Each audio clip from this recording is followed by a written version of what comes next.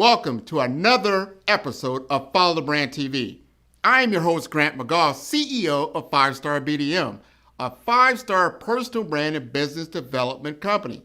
I want to take you on a journey through another deep dive into the world of personal branding and business development using compelling personal stories, business conversations, and tips to improve your brand. By listening to the Follow the Brand TV series, you will differentiate yourself from the competition and build trust with prospective clients and employers. You never get a second chance to make a first impression. Make it one that will set you apart, build confidence, and reflect who you are. Building your 5-star personal brand is a great way to improve your skills and knowledge. If you have any questions for me or any of my guests, please email me at grant.mcgaugh@5starbdm.com. Now, let's begin with our next episode on the Follow the Brand TV.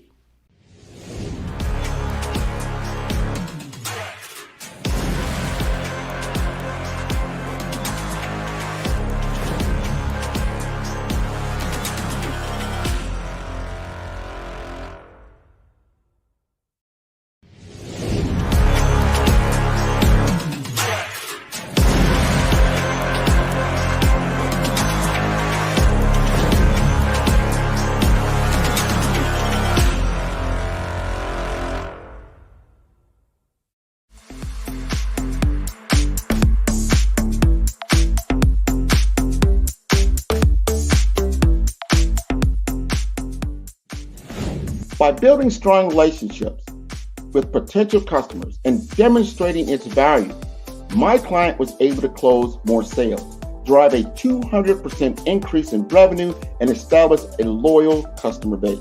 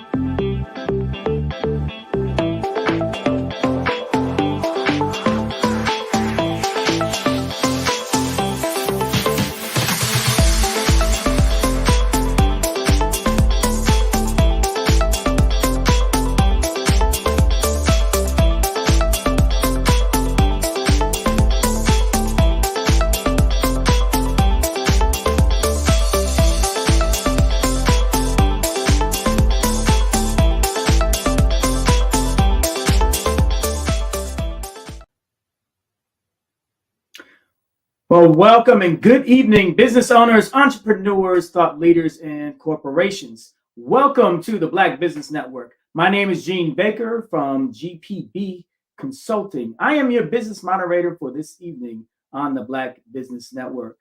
The Black Business Network is a 24-hour business network showcasing Black businesses, Black owners, entrepreneurs, and thought leaders worldwide.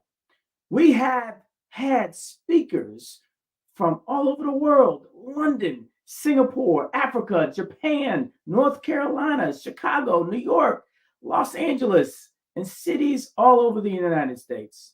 The Black Business Network is a global community sharing its business knowledge to empower, to inspire, and educate businesses about business. Next up is a conversation between myself and Grant McGaugh about leadership and leadership styles. And I'm so excited to bring this gentleman onto the stage. Grant is a phenomenal person who is so influential in business. He is an owner and founder of 5-Star BDM. He's been recognized by Legacy Magazine as a thought leader and super connector for healthcare professionals. His highlights include establishing a statewide organization for the National Association for Health Services Executives for Florida. He serves as an immediate past president and as the Regent National Board member of NASE, NAHSE He's also the program chair for HIMSS in South Florida. He provides knowledge share programs for health information technology professionals in South Florida. Named by Miami Legacy Magazine as South Florida's top Black healthcare professional of 2019 and an African American achiever by JM Family in 2020. Grant McGaugh has created a socially conscious digital presence that inspires the healthcare community. Grant has also been recognized by Becker's Healthcare Review and best-selling author and brand master Martin Lindstrom in 2021. With over 20,000 followers collectively, Grant has taught entrepreneurs, students, and multi-passionate go-getters from all walks of life how to dream big and to back it up with daily actions to create results. He offers his acclaimed personal branding program and business development strategy for small enterprises, featured both in NASE News, the Miami Herald, and the Sun Sentinel. So welcome back to the stage, Grant. I am so excited to have this conversation with you. How are you, sir? No, thank you, Gene. Really appreciate. Sorry I had to put you through all of that information there. You could have just said, welcome, Grant McGaugh. I would have been popped right up. Just a pleasure and an honor to be able to share this stage with you. You yourself are also very, very accomplished. You've done a lot of different things in your lifetime, and I applaud you for your leadership. Well, thank you, sir. Thank you so much. As we say, genius is common, and it wouldn't do us any good by sharing, by keeping that genius to ourselves. We need to share it, and we need to be a sponge from others that are geniuses as well. And in so doing, that's how we move forward as a people. Yes, exactly. So now you got my curiosity up. I'm sure the audience is a little bit curious. Like, Gene, tell us more about, because I was just going through some of your profile myself. You've done a lot in marketing. You do a lot in leadership. You're doing a lot in corporate business. You are a DISC trainer, and I think a lot of people don't realize what that is. It kind of really assesses your personality.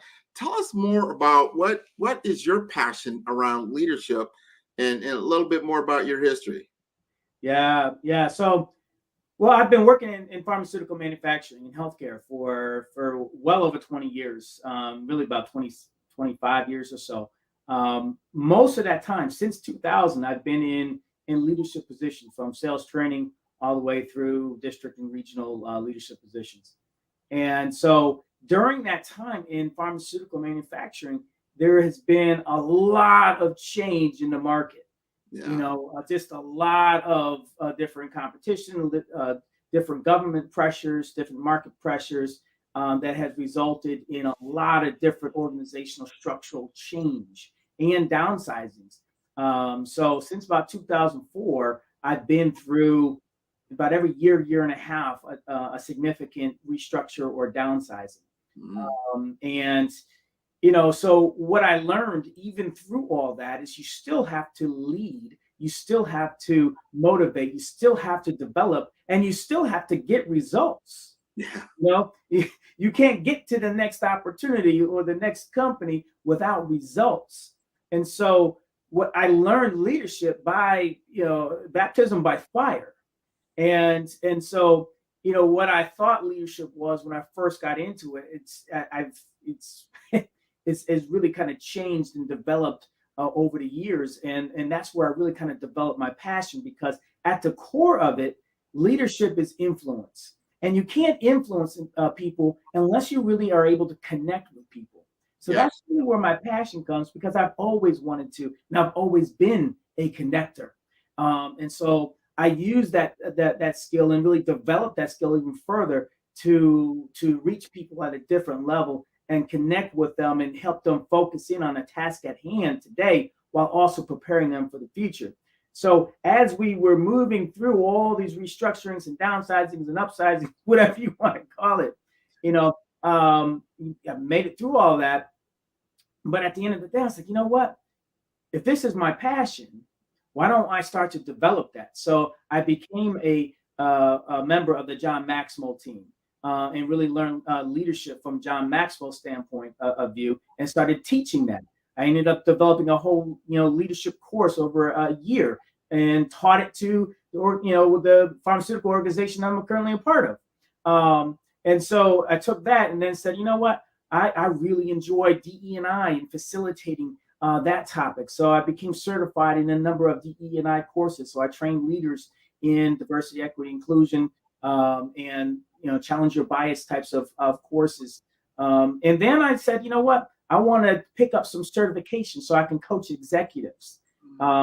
And so I became a partner with Management Research Group, and they have leadership behavioral certifications where you can really help leaders figure out how do you show up in the workplace and help them get 360 feedback on a number of leader behaviors so they can really get really good data as to say, okay, this is how you think you show up. This is how others think you show up in these leader behaviors that are critical for your organization and your position. And then you add on top of that a different type of assessment that measures your energy called the IDI. Yeah. So this is where you get your energy from, and then so where you get your energy from and how you show up are interlinked. So it just creates this great opportunity to help people be their best selves. So that's kind of what I do. So I still do my daytime job. I'm still a corporate affairs director for a TV network at night. And I still do public speaking. I still do coaching. So I do a lot, but it's really, most of it is more passion. And when you're passionate about something, it's really not work. Oh, no. And you must be passionate about what you do to wear all those different hats, but you have found the common thread that ties it all together. And you can pour into those things that you feel most confidently about so you can be your authentic self, no matter whether you're in the corporate boardroom, you're doing your own thing, or you're helping with any kind of association or outside of your normal everyday work. I think that's very applaudable. So we're going to talk about leadership. And I think you've set the bar about the qualifications about what it takes to understand leadership, as far as from a curriculum standpoint, from a credibility standpoint. But when the rubber hits the road is what we want to talk about. Yeah. And I'm going to just frame the story. Let's go. We're two black men, two African-American men. I assume you were born here in the United States. Am I correct? Yes, sir. All right. So we probably have some shared experiences that we have had. And maybe we didn't have that direct experience, or we see it indirectly within the black male experience in America that has been talked about widely.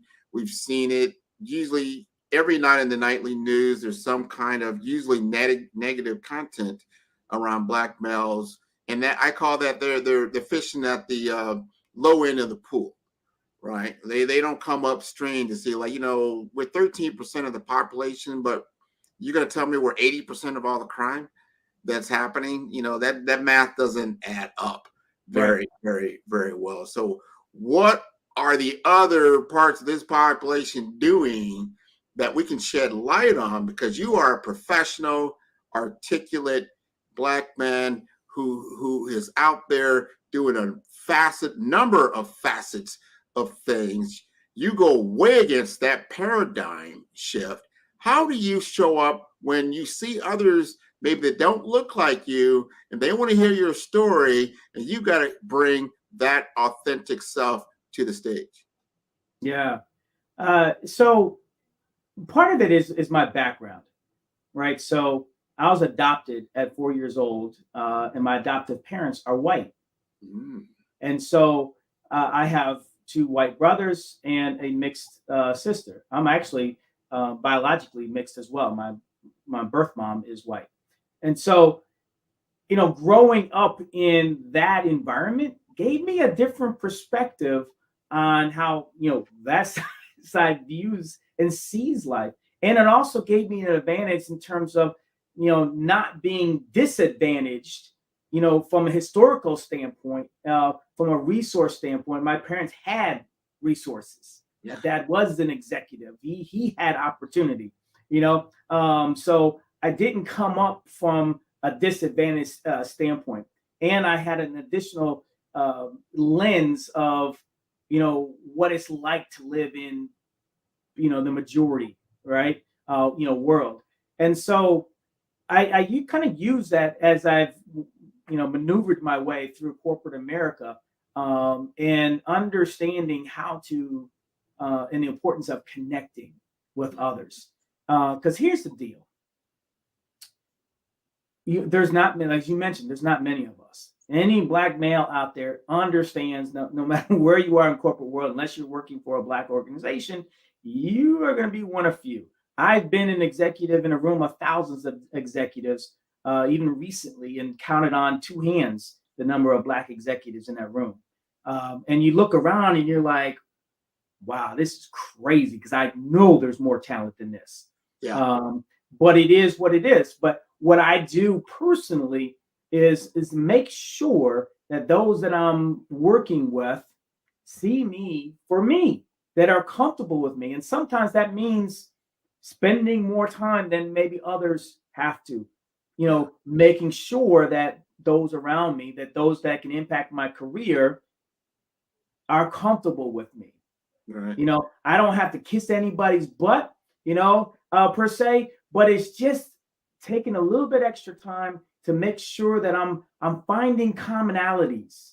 I'm taking that extra time to find those commonalities, because those commonalities allow you to connect, allow you to bring down some barriers. Yeah.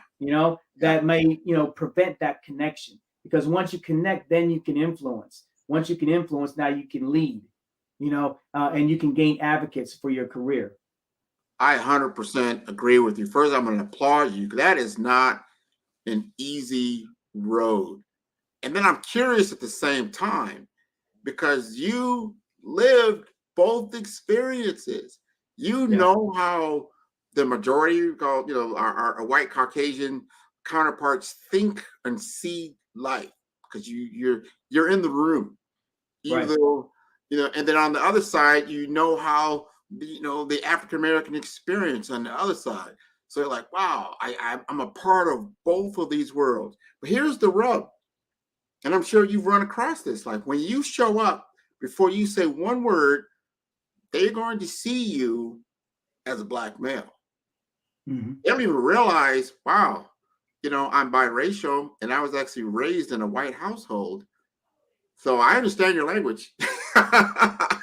Right. But you've got to, because I know I had some friends that grew up similarly, and I have a real good friend of mine that was also adopted, and they have had to embrace certain realizations that I never even thought about growing up, and then adopting and adapting in that society. But the number one thing that I got from that is when they completely accepted their whole self. The complex, it's like, that's I can't split myself into this and that and that. Like, I am who I am as a human being, and I insist that you embrace me as a human being. And based on that, we can have true discussion. Would you agree with that? Absolutely. You have to insist. I want to be seen. I want to be heard. I want to be valued. I want to be respected. And so I say that. I literally say that. I want to be seen. I want to be heard. I want to be valued. I want to be respected. That's inclusion. Yes. I want to be at the table, and I want you to want to hear my voice. And so, you do that in a way that is not off-putting, and the way to do that is, again, going back to, being able to connect with others and being comfortable with others. And the way to do that is, find commonalities. So you got to be good at kind of small talk. Get people talking about themselves. When I'm in a big room and I'm like the only guy that looks like me, well, guess what? I could, go slink off somewhere and disappear. So you have to just kind of say, you know what? I am here. I am me, and I belong in this room. And so I'm going to have conversations with you all. And, but you don't do it off-putting. You ask people about themselves. Get people talking about themselves. Who doesn't like to talk about themselves? Once people start talking about themselves and you feed into that, and you find some commonalities, now you're connecting. Now, man, now they see you as more, hey, okay, you're pretty cool, man. I can relate to you. Yeah. And so that's been consistent across the board, no matter what position that I'm in. But at the end of the day, here's the thing. We always, and right or wrong, our ability has to be up here. Like our skill sets have to be top notch. Yeah. You can't be a slacker. You can't be not really good, because you won't get opportunities. You have to stand out. Yeah. In a way that's non-threatening sometimes, but you have to be good. And so early on, I remember when I got into pharmaceuticals, I knew nothing about science, pharmaceuticals, nothing. I came into a district that was highly tenured. I was the only Black guy in this district. But within a year, I became a district trainer. Within 2 years, I was a little over 2 years, I became a national sales trainer. And so how did I do that? Well, I made sure that every day, every morning, early in the morning, I spent an hour studying.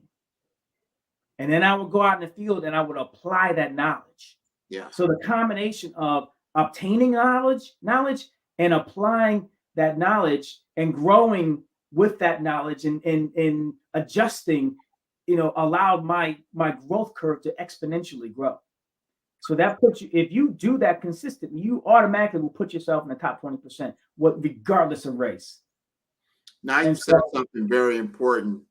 Now, I want especially our students, young professionals, I want you to listen to what you just said and really step back and absorb some of that. And I'm going to put one word out there. What I have listened to from a lot of different, especially younger individuals, younger than me, is that word confidence. You've got to have absolute confidence. A lot of times, I was in a room last night, exactly what you just said. There's 30 professionals in that room. I was the only Black male there. But because they were talking about a subject matter that I was very well versed in, and I was already well respected because of the brand, my personal brand that I brought to the table. So a lot of people already knew me or knew of me. And I could stand on that, and I felt very comfortable in the room. When people were starting to come up to you and ask you certain things, certain opinions, how do you feel about this or that?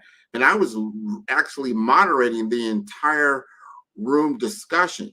So I'm on point, I'm visible, and I am not focused on my race or my background or anything like that. I am focused on delivering the experience and the insights and directing all of that. And I think people, other executives, you could correct me if I'm wrong, but they pick up on that. You immediately go beyond. When you first sit down, people size you up.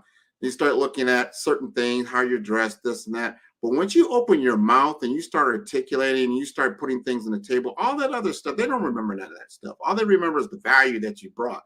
I want our young professionals to understand that. Don't worry about, I'm not tall enough. My color is not the right. I'm not from the right neighborhood. I'm not like, no, bring value, bring the knowledge, bring the insight. Why are you having this conversation? And what can you do to add to that? We are in such a digital age now, you can obtain information at your fingertips. We need to gain the information. Here's something I put out there. I remember being 30 years old. I was 30 years old. I was actually living in New England. And for me, coming from the Midwest, I had lived in really a predominantly Black urban area, even though it was in the Midwest. But when I went out to the Northeast, it was 1% people of color. We're not talking about just Black people of color, period. I lived in New Hampshire. It's like, wow, there's really no Black people there. And I was married to, my wife was a Native American. I mean, straight from the reservation, that kind of thing.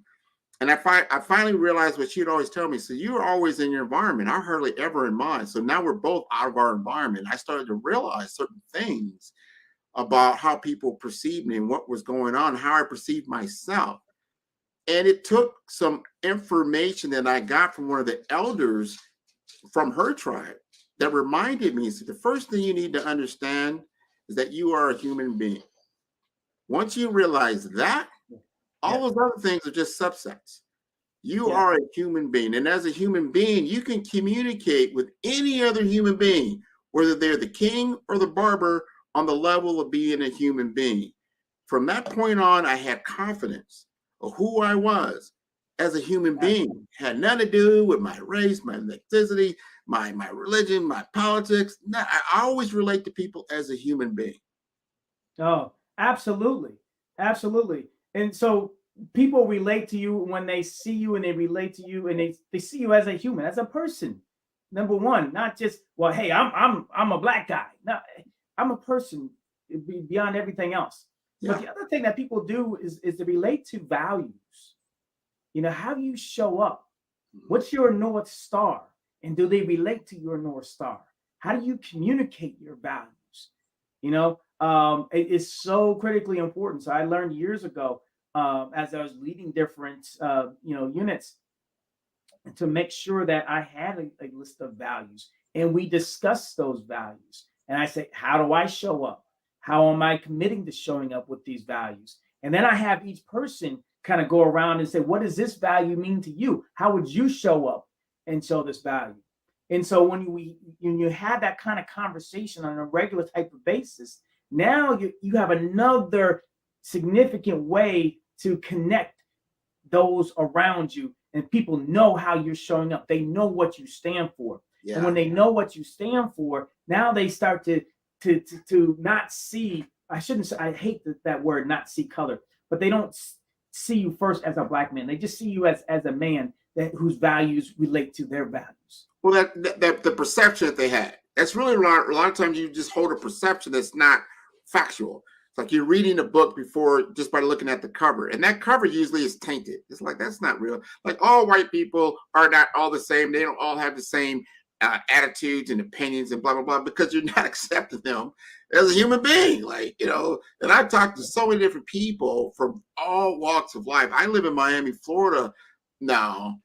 And one thing I've loved about Miami, and I've said this several times on this program, and I will say it again, it's like you cannot judge somebody based on appearance in South Florida, because they are from all walks of life. They speak all kinds of languages. They're from so many different countries. Just because a person looks like me, I cannot assume, oh, they have an African American experience. Like, no, they could be from, Guatemala. They could be from Cuba. They can be from the Dominican Republic. They can be from Africa. They could be from Europe. They can be from London. So you allow a person to identify who they are, and as you just aptly said, their values. Let them, fill that in. If that resonates with you, fine. I think that's great. This is a good conversation that we're having. Yeah. And the other part about that is to understand the impact of the narrative of told by media. And so, on both sides, so you have a lot of white people that are getting a lot of stories and images and imagery and a narrative told to them based on their media outlets that is biased in a certain way. Sure. And so that narrative is just pounded to them every day, every minute, every hour. And over the years, that's really hard to start to break down those perceptions and those beliefs that are built off of a house of cards. Yeah. And on the same thing, black folk, based on their experience, I remember going to college and getting involved with the Black Student Alliance, and we would have all these conversations and whatnot. And I remember people saying, yeah, I can never trust a white person. Never. I'm like, what? What do you mean you can never trust any white person? Like, are you kidding me? But then you have to take a step back and say, well, tell me about your experience. Yeah, right. Why do you say that? And then you understand, okay, well, based on your experiences, I can understand how you're feeling. That doesn't mean that that's the right thought process, but I can understand based on your experience why you feel that way. And then now let's work on breaking some of those. Let me tell you about my experience living, in white world, Yeah. and maybe that will change some of your perception. So, I think all of these perceptions that all of us have create these biases, and many of these biases are hidden, and that's why courageous conversations is what we like to call it, and just having conversations just with each other, and just making space to connect and have open, honest conversation without feeling the need to slam somebody based off of what they say. Man, We really need to give people some leeway. you got, and that's the thing. Like, here, these are realities. If you do like let's say you have a diversity, equity, inclusion event, you're going to do a forum, and it's going to involve, you could be involved in an association, or it could be a company, and you could put together a panel, all these different things, right? Invariably, you're going to get usually women, uh, Black people of color, and then they're going to, be the panel discussion, and predominantly the audience. And I'm like, this is going nowhere. If you don't have the majority, the majority perception on the stage, how is this ever going to change? Yeah. It's not, because you don't have that perception there. So we're talking amongst ourselves, but then I blame that. You say, well, I look at really the people need to understand this, because we are biased in our distribution of intelligence and information, and that you say, oh, well, it's the D&I, I'm not included. Like, yeah, you are. That's called inclusion. Why do you go, you're not inclusion? But because how we are demonstrating these type of events, we're demonstrating that it's not for you. I've never seen an all-white D&I panel. And you know what? They do have panels like that out there. You're like, huh? What are we doing here? But hey, let me switch gears a minute. As we talk about Black leadership, I'm involved with a fraternity, the oldest historically Black fraternity in the world, Alpha Phi Alpha Fraternity Incorporated. You go to some of these meetings and you see some like uber talented brothers out here, like, whoa, like, how is it that organizations can't find us? And it's just crazy, man. But as we think about taking advantage of all of that talent as individuals in these corporations that we're in, as leaders, there's a couple things that I think as Black leaders we can demonstrate that will help us, be leaders not of today but also of tomorrow. Because corporate world is changing, society is changing. Artificial intelligence that advancement curve, kind of goes like this, and it's like straight up now. The advances are coming quick, fast, in a hurry, and colleges haven't caught up, corporations haven't caught up. There's a lot of people, Black folk, by 2030, they're saying about 4.5 million jobs that Black people would normally have are going to disappear. Wow. As leaders, as Black leaders, we have an opportunity to show some leadership, to show some vision, to be more of a coach, which means that we have to have some knowledge, and you have to take advantage of, what? I'm seeing what's happening, what's coming down the pike. That train has left the station. Let me be prepared so I can lead my people down this path, right? That in itself will hold a lot of value. The secondly is that servant leadership attitude. Like, okay, understand that people are going to be put in very uncomfortable situations, and you are there to help them achieve their best selves. So that means that I am fully invested in understanding you as a person and helping you take advantage of your strengths and figure out what is most of the best match for you moving forward, because your current position may not be here. Man, I'm going to, because what you said is so important. It's like, where are we at now as a people, and what we need to do. Meaning this, if you're seeing what's happening in corporate America, which you brought up, there's so many different talented people of color, Black people in general, that are very talented, but they're not getting the opportunities. Here we are on the Black Business Network. One thing I've always heard Dr. Kelly talk about is Black Wall Street. This is not a cool thing to do. This is something we must do.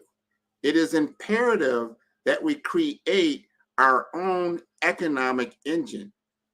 Yeah. And until we do that, we're always going to be at a disadvantage. That has to happen. We've got to get investment dollars into our businesses. The business have to grow. We've got to patronize these businesses. We got to take pages out of some of the other ethnic societies that have done this, whether it's in the Jewish community or the Korean community and some others.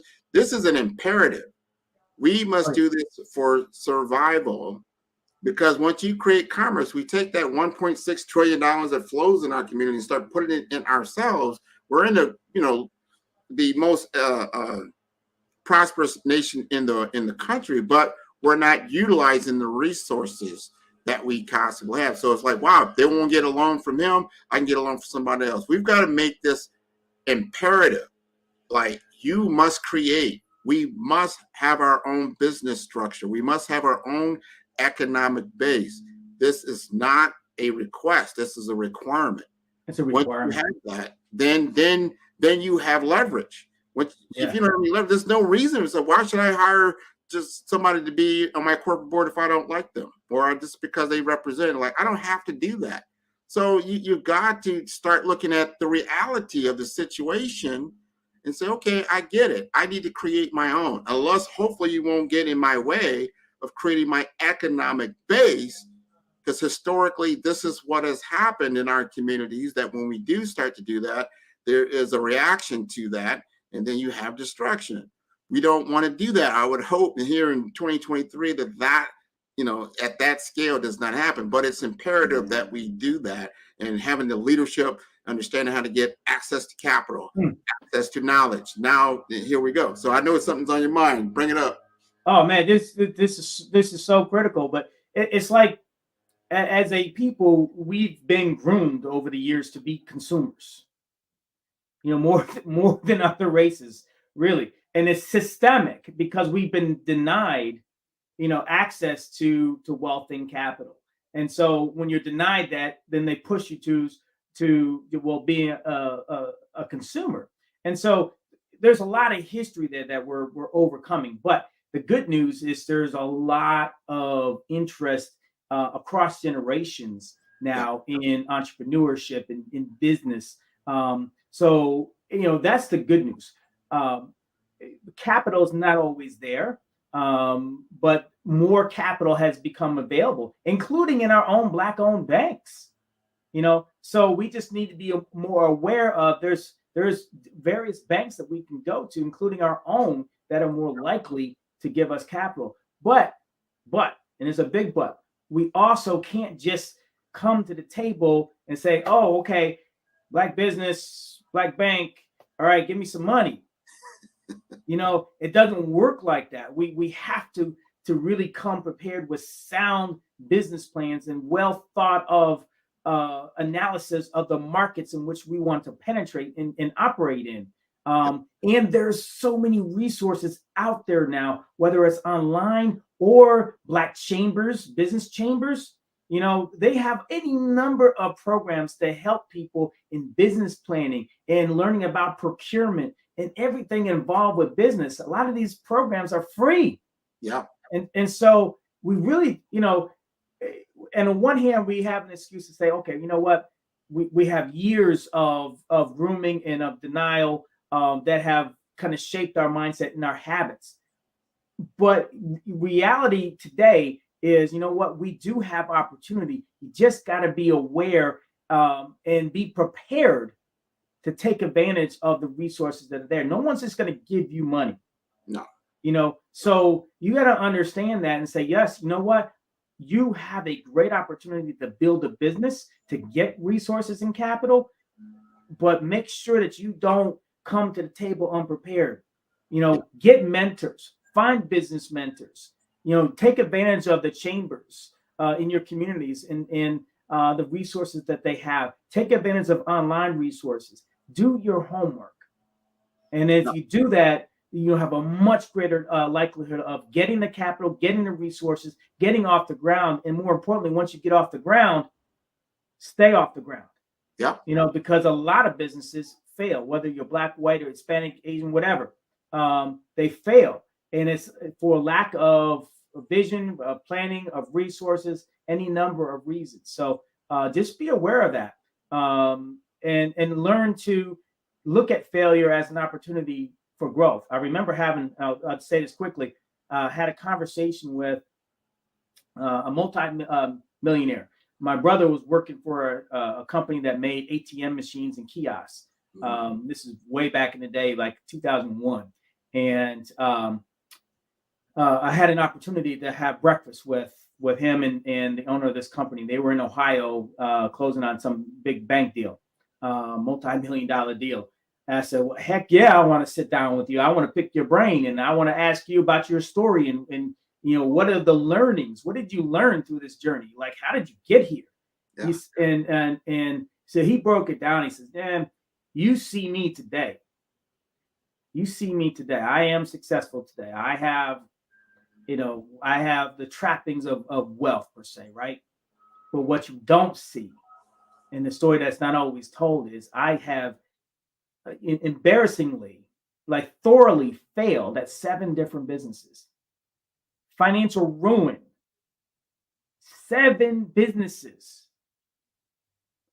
But he says your mindset has to always be not to look at a failure as failure, but as an opportunity to learn and grow. So every time that I so-called failed, I just learned and grew and took that knowledge into my next opportunity, And pretty soon I'm not making the same mistakes. I'm building on my knowledge until I finally got it all right. And here I am today with all of that real world knowledge and expertise. And here I am, a multi-millionaire with a very successful company. So we have to have that same, that same inner working, that same growth mindset, that same mindset of not looking at failure as well. No, that 100% on that, 100% on that, and we've got to help each other, because you accumulate. Here's what capital. People think of capital. They always think of it either in human capital or they think of it as resources and monetary. Capital is in your information, knowledge, and wisdom. You've accumulated that, and it's valuable. What is your experience? I would probably want to talk to somebody as a mentor or consultant. Like, all right, your business failed. Yes, it did. I want to hire you as a consultant. Like, why would you hire somebody who's failed as a consultant? Because I want to know why you failed. I want to understand it. I want to see what you were doing and what, these key economic factors or whatever it was that happened in the market that occurred to you. So I won't hopefully make that same type of mistake. Because if you only talk to people, it's like, wow, yeah, I'm a millionaire, and you want to talk about their success, right? That might not give you the whole picture, because their success is usually always contingent on factors that you cannot duplicate. So that's very important to understand everybody's story. Another thing I want to let our audience understand, because we are on a worldwide network. Just because an American bank won't give you money, don't limit yourself. There are banks all over the world. There are so many people that are willing to invest and they want to invest in America, and they see Black Americans as an untapped resource. They're always looking for new opportunities. How can I tap into that resource? And if a typical American businessman won't, or I say company won't invest in you, that's an opportunity. It's like, you know what? I'm going to go ahead and fund that, from my Nigerian bank or some other part of the world. Yeah. I'm going to go ahead and fund that, get it operationalized. I'm part of their board. We're going to make this happen, because we're not going to be deterred by someone else that doesn't have the vision, or the perception or the attitude to, I'm going to go ahead and put money into this society. And you brought up another good point. If Black people are always in the consumer side of the model, they don't want to invest in you because that is not in their benefit. You understand what I'm saying? Yes, absolutely. Man, Grant, we could go another hour easy on these topics. And I so enjoy these types of topics, and I hope our audience, got as much out of it as I did, and I'm sure you did as well. But these are conversations that need to happen, and as we like to say as well, genius is common. Let's share our genius with each other. Find mentors out there. Find it's people that you can bounce ideas off of. Get into these mastermind groups where people have the same like-mindedness in terms of thought and action, and really want to learn from each other. And it's all about business. It's all really about sharing ideas and moving forward. Get around that kind of energy, and you will be way better for it. So thank you so much for joining me on this panel and a wonderful conversation. And as we like to say again, genius is common. I'll see you on the other side. All right. Appreciate it. Thank you. Follow the Brand TV broadcast host, Grant McGaugh, as he visits with top executives and entrepreneurs to find out their secrets of success with their personal brand. Follow the Brand TV broadcast host as he focuses on brand development to build better relationships, bring value to your business, relationships, and career. You will enjoy listening to each episode that is tailored to speak to you directly. If you're looking for this type of clarity in terms of building your brand, you have tuned into the right station. Each episode will help you to shape a conversation in the 5-star BDM network of 20,000 professionals and become a springboard for your corporate engagement and business opportunities. Each guest will frame their story in the areas of personal branding, business development, career development, financial empowerment, and technology innovation. Grant McGaugh explains why he is the CEO and owner of his own professional career. Grant is an accomplished business leader and entrepreneur who wants to give back to individuals to grow their personal brand strategy. Tune in as he weaves his story about new possibilities, while to you exceed expectations. If you love storytelling, this show will make for fun.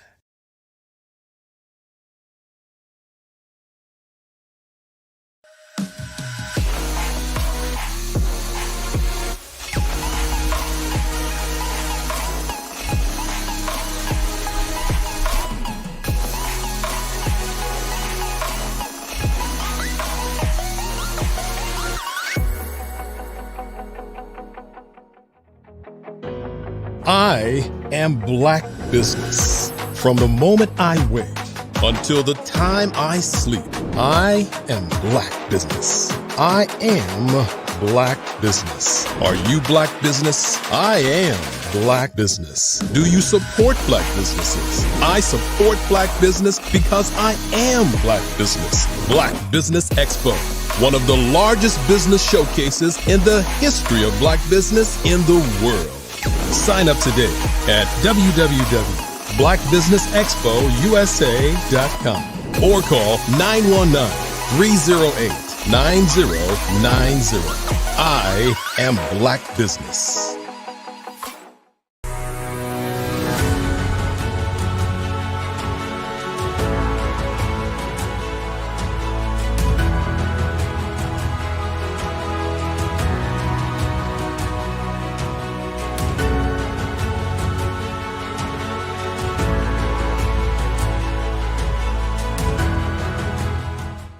Black Business Expo's mission is to raise funds for high school seniors going to college or K through 12 entrepreneurs. This expo is a fundraiser for students. Please, you may go to www.blackbusinessexpousa.com to donate to the scholarship fund or use the Cash App at PBX USA. Our goal is to give laptops and up to $5,000 to 10 students. Students can register online at www.blackbusinessexpousa.com. Every dollar counts. Please donate to the Black Business Expo USA Scholarship Fund.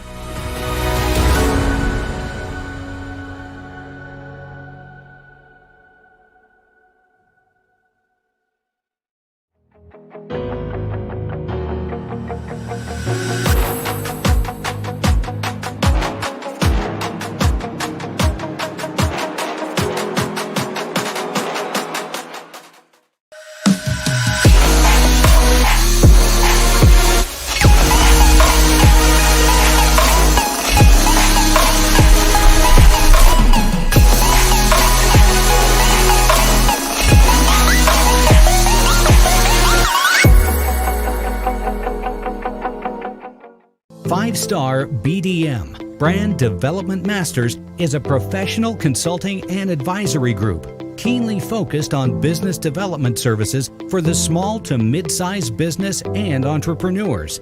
Although every business is unique, they often share business development challenges that can be addressed through smart branding. Services include process improvement and operations, digital strategy and transformation, business intelligence, digital marketing, and personal branding.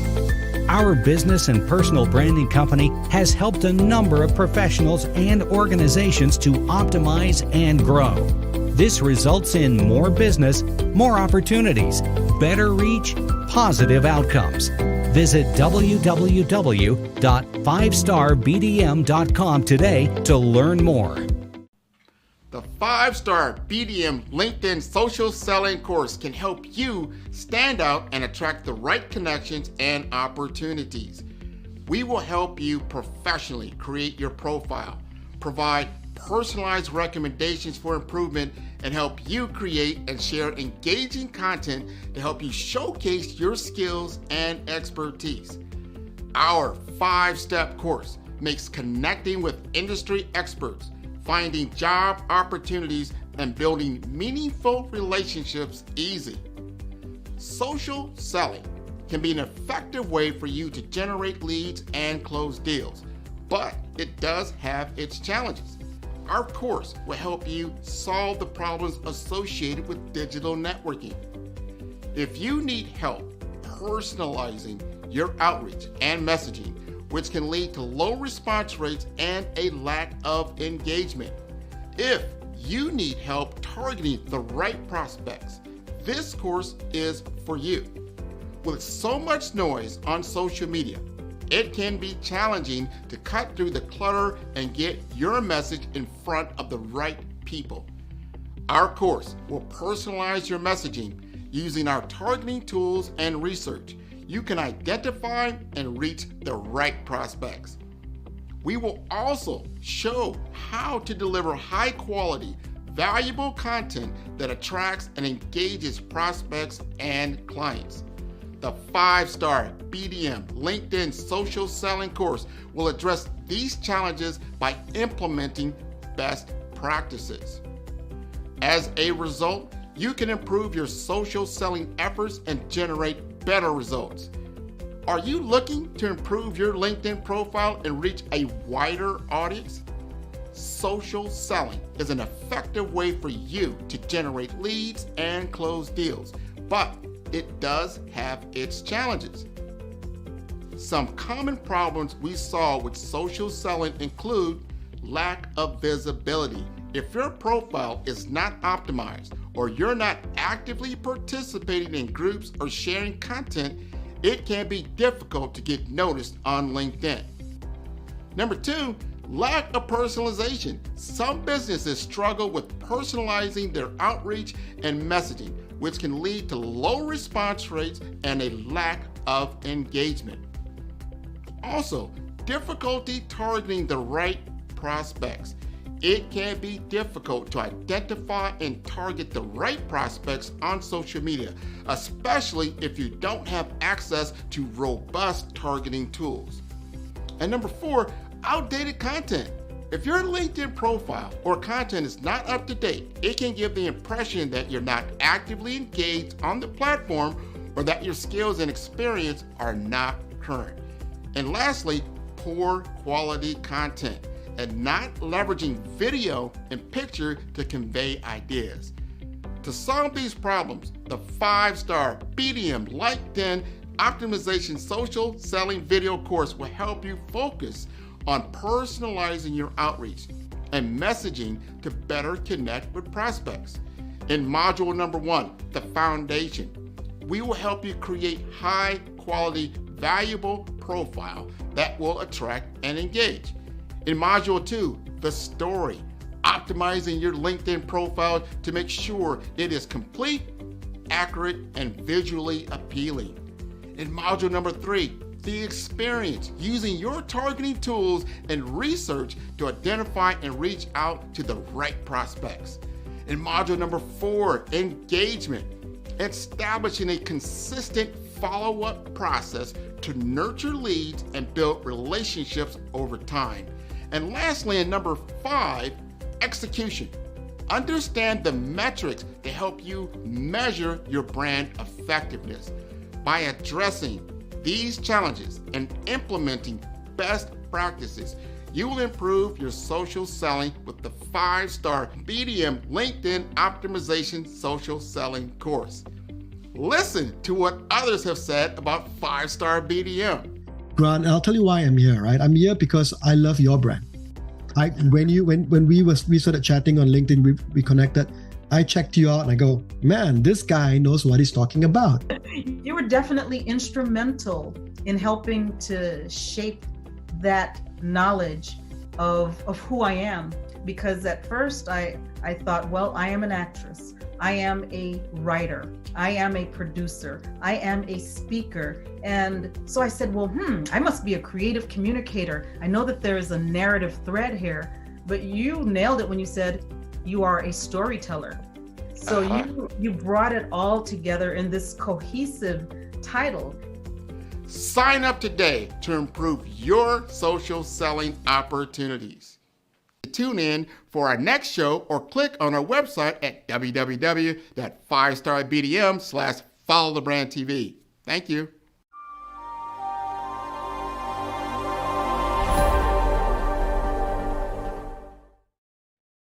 Hey everyone, it's Grant McGaugh, CEO of 5-Star BDM and host of the award-winning Follow the Brand podcast and TV series, where I help you to build a 5-star brand that people will follow.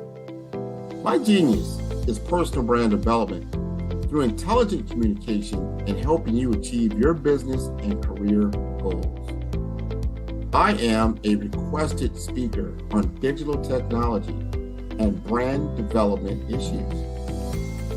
I want to work with you to increase the value of your current opportunities while attracting new ones. Every one of you is unique, and we all share challenges that can be addressed through smart branding. As a super connector, I work with you as an executive coach to guide you along the complicated business and career development road, providing the enhancement tools and information you need to succeed. Together, I will help you succeed in today's challenging business climate. I will evaluate and measure your progress. Best of all, I am right alongside you every step of the way.